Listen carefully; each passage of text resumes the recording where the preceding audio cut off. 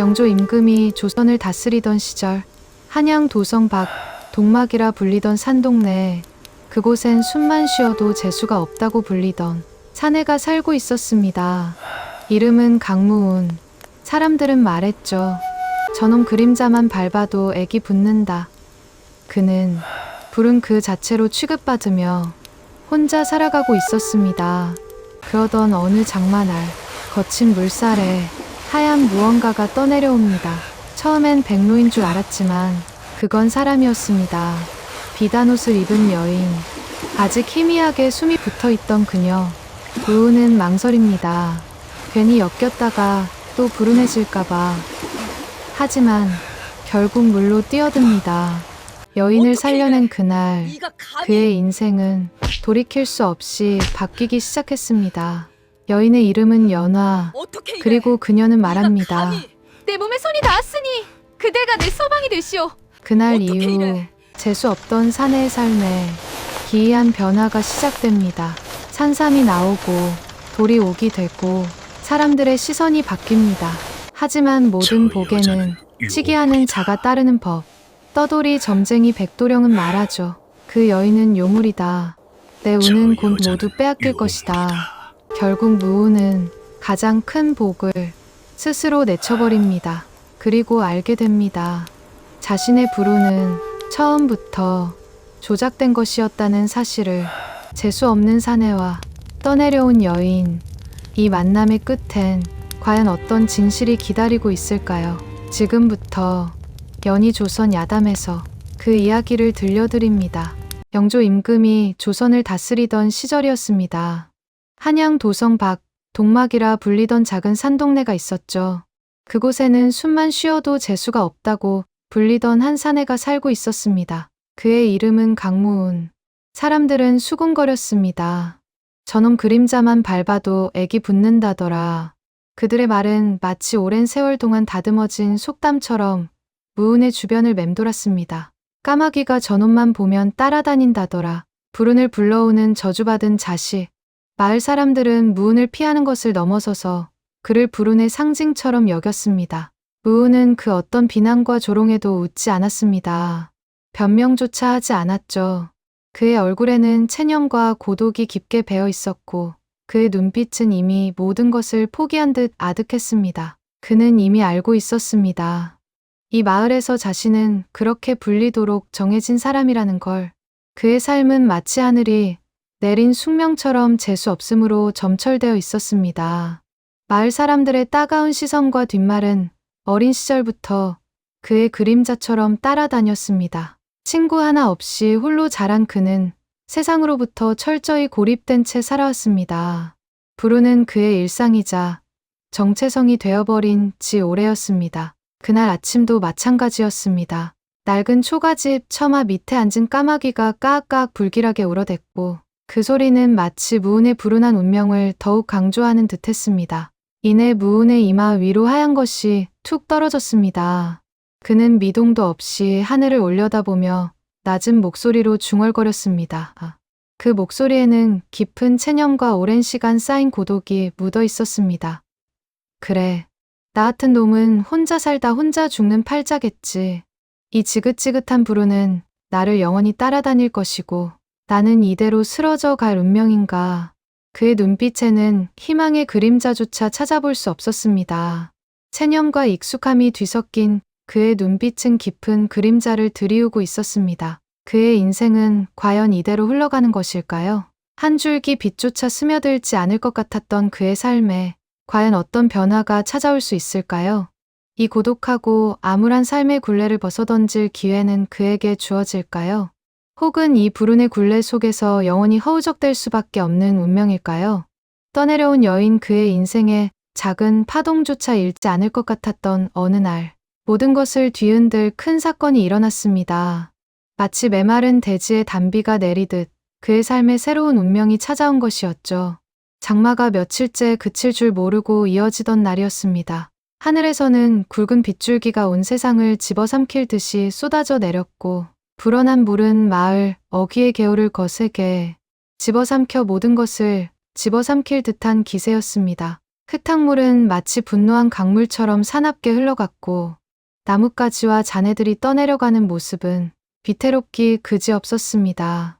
무은은 평소처럼 개울가에서 홀로 묵묵히 빨래를 하고 있었습니다. 젖은 옷가지들을 돌멩이에 두드리는 그의 손놀림은 기계적이었고 그의 표정은 비에 젖은 하늘처럼 어두웠습니다. 그때였습니다. 거친 물살에 떠밀려 내려오는 하얀 물체가 그의 눈에 들어왔습니다. 처음엔 그저 백로인 줄 알았습니다. 하얀 깃털을 가진 백로가 물에 떠내려가는 것은 흔한 일이었으니까요.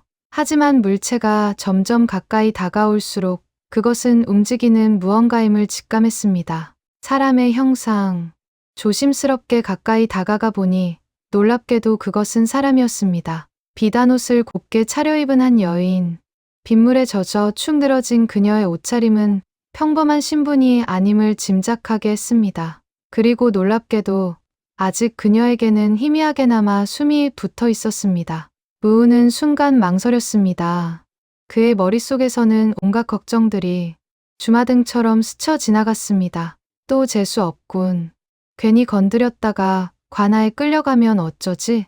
내가 이 여인을 살려봤자 또 다른 부름만 불러올 뿐이 아닌가? 평생 재수 없다는 손가락질을 받으며 살아온 그에게는 타인의 일에 엮이는 것이 가장 두려운 일이었습니다. 늘 불운을 달고 다니는 자신 때문에 괜히 무고한 사람까지 피해를 볼까봐 두려웠습니다. 그의 이성은 그에게 외면하라고 속삭였습니다. 하지만 차가운 물속에서도 여인의 손가락이 미세하게 떨리는 것을 본 순간 무은은 더 이상 망설일 수 없었습니다. 그 작은 떨림 하나가 그의 마음을 흔들었고 그의 오랜 망설임을 일순간에 지워버렸습니다. 젠장. 아무리 재수가 없다고 해도 사람의 목숨이 먼저지. 불운한 운명을 타고났다고 한들 생명을 외면할 수는 없었습니다. 그의 심장은 오랜만에 뜨겁게 뛰기 시작했습니다. 그는 지체 없이 거친 물살 속으로 뛰어들었습니다. 차가운 물이 온몸을 감쌌지만 그의 마음은 그 어느 때보다 뜨거웠습니다. 무은은 오직 여인을 구해야 한다는 생각뿐이었습니다. 거친 물살을 헤치고 여인에게 다가간 그의 손이 마침내 여인에게 닿았고 필사적인 힘으로 그녀를 물 밖으로 끌어낼 수 있었습니다. 그의 품에 안긴 여인은 싸늘했지만 희미한 온기가 남아 있었습니다. 무은은 자신의 몸을 녹일 새도 없이 여인을 안고 초가집으로 향했습니다. 그의 발걸음은 여느 때보다도 빠르고 힘찼습니다. 그의 생애 처음으로 누군가의 생명을 구했다는 뿌듯함과 함께 낯선 기대감이 그의 마음을 채웠습니다. 함께 사는 법 무은의 정성, 어린 보살핌 덕분이었을까요? 아니면 연하의 강인한 생명력 덕분이었을까요? 정신을 차린 여인은 마침내 눈을 떴습니다. 그녀의 눈빛은 아직 흐릿했지만 생명력이 돌아왔음을 알 수 있었습니다. 그러나 그녀의 첫 반응은 무은의 예상과는 달랐습니다. 짝 하는 소리와 함께 무은의 뺨을 시원하게 올려 붙였습니다. 그 소리는 초가집 안에 울려 퍼졌고 무은은 얼떨떨한 표정으로 뺨을 만졌습니다. 무슨 짓입니까? 남녀가 유별하거늘 외간 남자와 한 공간에 있다니 천부당만 부당한 일입니다. 여인의 격앙된 목소리가 초가집 안에 울려 퍼졌습니다. 그녀의 눈에는 분노와 함께 당혹감이 서려 있었습니다. 무은은 얼얼한 뺨을 붙잡고 겨우 입을 열었습니다. 그의 목소리에는 억울함과 당혹감이 뒤섞여 있었습니다. 아니요, 낭자. 그저 죽어가는 사람을 살리려던 것뿐입니다. 저는 그저 인간으로서 마땅히 해야 할 도리를 했을 뿐입니다. 여인은 그의 말을 똑바로 바라보더니 잠시 침묵했습니다. 그녀의 눈빛은 무언가를 깊이 헤아리는 듯했고 이내 단호한 목소리로 말했습니다. 그 말은 무은의 삶을 또 한 번 뒤흔들었습니다. 내 몸에 외간 남자의 손이 닿았습니다. 이로 인해 내 명예는 땅에 떨어졌으니 다른 방도는 없습니다. 그러니 그대가 내 서방이 되시오. 나를 구해준 당신이 나를 책임져야 할 것입니다. 무은은 아무 말도 할 수 없었습니다. 그의 머릿속은 혼란스러웠지만 그녀의 말에는 거부할 수 없는 단호함이 있었습니다. 그의 인생은 생각지도 못한 방향으로 흘러가기 시작했습니다. 여인의 이름은 연화. 그날부터 연화는 무은의 집에 놀러 앉았습니다. 그리고 그녀가 온 뒤로 무은의 삶은 놀랍도록 변하기 시작했습니다. 무너질 듯했던 무은의 초가집은 연하가 온 지 단 하루 만에 달라지기 시작했습니다. 지저분하게 널려있던 거미줄은 말끔히 걷혔고 먼지가 쌓여있던 마루는 윤이 나도록 닦였습니다. 차가웠던 아궁이에서는 항상 따뜻한 불이 지펴졌고 정성스럽게 지은 밥 냄새가 초가집을 가득 채웠습니다. 항상 구부정했던 무은의 허리는 조금씩 펴지기 시작했습니다. 그의 얼굴에는 오랜만에 희미한 미소가 걸렸고 그의 눈빛에는 생기가 돌기 시작했습니다. 연하는 환하게 웃으며 무은에게 말했습니다. 그녀의 목소리는 희망을 속삭이는 듯했습니다. 운이 없는 게 아닙니다. 그저 그동안 운을 보지 못하게 살아온 겁니다. 이제부터는 당신의 운이 보일 수 있도록 내가 도와줄 것입니다. 그녀의 말은 무은의 메마른 마음에 작은 씨앗처럼 스며들었습니다. 그 씨앗은 서서히 싹을 틔우고 그의 삶에 새로운 희망을 불어넣기 시작했습니다. 무은은 연하의 존재가 자신의 삶에 찾아온 가장 큰 행운임을 직감했습니다. 조작된 불은 연하가 온 뒤로 무은의 삶은 서서히 그리고 놀랍게 변화했습니다. 마치 마법처럼 그의 불운했던 과거가 눈 녹듯 사라지고 행운이 그의 곁을 맴돌기 시작했습니다. 연하가 고른 산길에서는 귀한 산삼이 모습을 드러냈고 그것은 무은의 삶에 예상치 못한 불을 가져다 주었습니다. 연하가 주워오라 한 흔한 돌멩이는 신비롭게도 귀한 옥석이 되어 그의 삶을 더욱 풍요롭게 만들었습니다. 사람들은 이제 더 이상 무은을 재수없는 놈이라 부르지 않았습니다. 오히려 수군거렸습니다. 그들의 목소리에는 질투와 부러움이 섞여 있었습니다. 장가 잘 가더니 복 터졌네. 저렇게 운 좋은 놈은 처음 본다. 그의 불운했던 과거는 온데간데 없고 그는 이제 마을의 복덩이처럼 여겨졌습니다. 하지만 그 복을 못마땅하게 여기는 자가 있었습니다. 마을을 떠돌던 음흉한 떠돌이 점쟁이 백도령이었습니다. 그는 무은의 변화를 경계했고 그의 행운이 어딘가 부자연스럽다고 생각했습니다. 그는 음흉한 눈빛으로 무은에게 다가가 속삭였습니다. 그의 목소리에는 독사와 같은 교활함이 숨겨져 있었습니다. 그 여인 평범한 여자가 아니다. 보통 인간의 운을 빨아먹는 요물일지도 모른다. 내 행운은 모두 그 여인의 기운을 흡수한 결과일 뿐이다. 머지않아 그 여인에게 모든 운을 빼앗기고 다시 불운의 나락으로 떨어질 것이다. 불안은 사람을 쉽게 무너뜨리는 법입니다. 오랜 세월 불운에 시달렸던 무운은 백도령의 말에 쉽게 흔들렸습니다.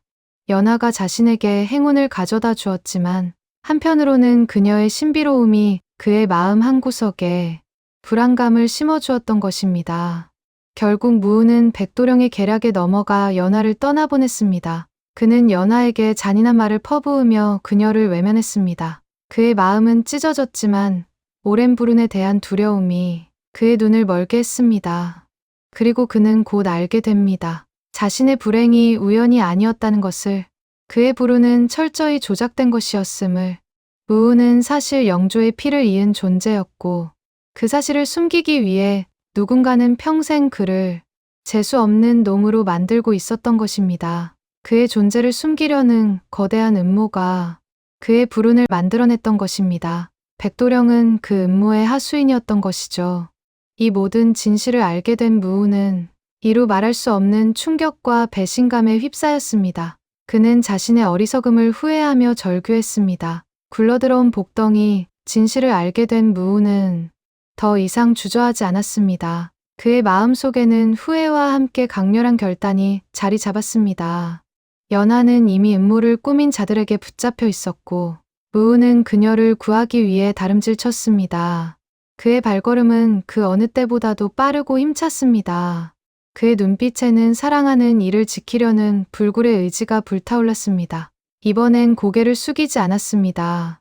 오랜 세월 자신을 억압하던 불운의 굴레와 자신을 재수없는 놈으로 만들었던 거대한 음모에 맞서 당당히 일어섰습니다. 억압받던 지난날의 굴레를 벗어던지듯 어깨를 펴고 당당히 자신의 인생 앞에 섰습니다. 그의 목소리는 확신에 차 있었습니다. 내 여자는 내가 지킨다. 그 누구도 내 여인을 해칠 수 없다. 무은과 연하는 서로의 등을 맡기고 필사적으로 싸웠습니다. 무은은 오랜 세월 갈고 닦았던 강인한 정신력과 연하를 지키겠다는 일념으로 적들에 맞섰습니다. 연하 또한 침착하고 현명하게 상황을 판단하며 무은을 도왔습니다. 그들의 용기와 지혜 앞에서 마침내 모든 음모는 백일하에 드러났습니다. 왕은 무은의 용기와 진실을 알고 감탄했습니다. 그는 무은에게 말했습니다. 궁으로 들어오라. 내 너에게 합당한 대우를 해주마. 너의 지혜와 용맹은 조선에 반드시 필요하다. 하지만 무은은 고개를 저었습니다.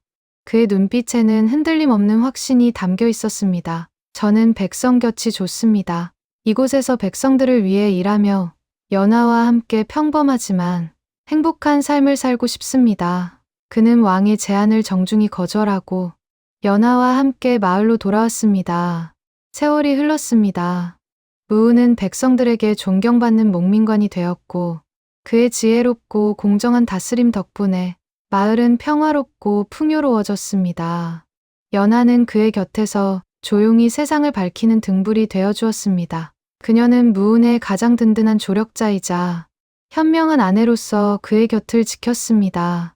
백발이 성성한 무은은 어느덧 수많은 손자들에게 둘러싸여 있었습니다. 그는 따뜻한 눈빛으로 손자들을 바라보며 말했습니다. 그의 목소리에는 깊은 사랑과 오랜 세월을 통해 얻은 깨달음이 담겨 있었습니다. 얘들아, 어느 날 보따리 하나 들고 인생에 들어오는 사람이 있거든. 함부로 내쫓지 말거라. 그 사람이 어떤 모습이든 어떤 상황에 처해 있든 편견 없이 받아들이고 아껴주렴. 그의 목소리는 잔잔했지만 손자들의 마음에 깊이 새겨졌습니다. 그 사람이 내 인생을 진정으로 사람답게 만들어줄 복덩이일지도 모르니까. 때로는 불운하다고 생각했던 인연이 가장 큰 행운이 될 수도 있단다. 그는 손자들에게 연하와의 만남이 자신의 인생을 어떻게 변화시켰는지 조용히 들려주었습니다. 그의 이야기는 단순한 예시이야기가 아니라 인생의 진정한 가치와 인연의 소중함, 그리고 편견 없는 사랑의 힘을 일깨워주는 살아있는 교훈이었습니다. 무은은 재수 없다고 불리던 사내에서 모든 이에게 존경받는 현명한 목민관이 되었고 그의 곁에는 언제나 사랑하는 연하가 있었습니다. 그들은 평범하지만 결코 평범하지 않은 아름다운 인생을 함께 만들어갔습니다. 사람들은 흔히 말합니다. 재수가 없어서 인생이 망가졌다고. 하지만 조선 영조 때 강무은의 삶이 보여주듯 불운이라 여겼던 인연이 한 사람의 인생을 완전히 바꿔놓기도 합니다. 오늘 밤 들려드린 이야기는 연희 조선 야담이었습니다. 다음 야담에서도 조선에 숨겨진 인연과 운명의 이야기를 조용히 풀어드리겠습니다.